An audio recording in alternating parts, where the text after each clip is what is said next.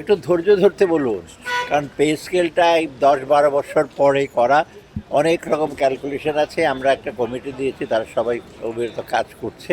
আমি এক্সপেক্ট করছি রিপোর্টটা শীঘ্রই আমাদের কাছে জমা দেবে। তারপর একটা বাস্তবায়নের ব্যাপার আছে। আর যেহেতু অনেকদিন পরে সেটা খুব বড় রকমের রিভিশন দরকার হবে। সবচেয়ে বড় কথা অর্থের সংস্থান।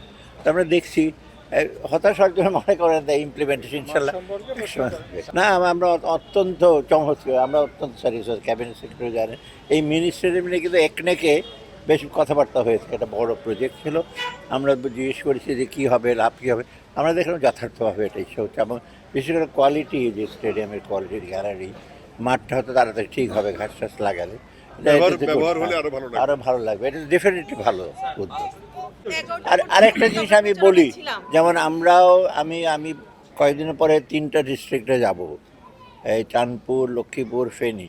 আবার আজকে বেশ কয়েকজন আছে সিরাজগঞ্জে এখন যাচ্ছি।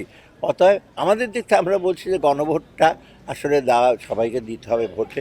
এবং আমরা বলছি তার জন্য আমরা বলি এই জন্য যে আপনি দেখেন সংস্কার বলতে যে একেবারে আমরা যত করেছি, পরবর্তী সরকারও তো সংস্কার করবে।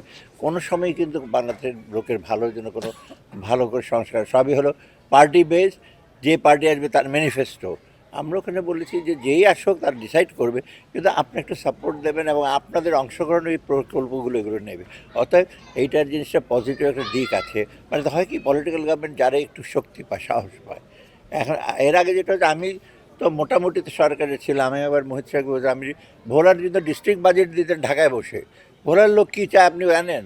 এখানে আবার ঠাকুরগাঁও চাইবে স্কুল, ভোলাতে যাবে ব্রিজ, আপনি ঢাকায় বসে দিতেন। আমাকে বলে, আমি তখন গভর্নর ছিলাম, তখন না এটা আমরা ঠিক করেছি। অতএব এই যে ভোট যে তখন আপনাদের আলোচনা, এটা উদ্দেশ্য কিন্তু ওইটাই। অতএব এই নিঃসন্দেহে এটা আপনাদের বাংলাদেশের লোকের জন্য আপনাদের ইচ্ছায় প্রতিফলন ঘটবে এর ফলে।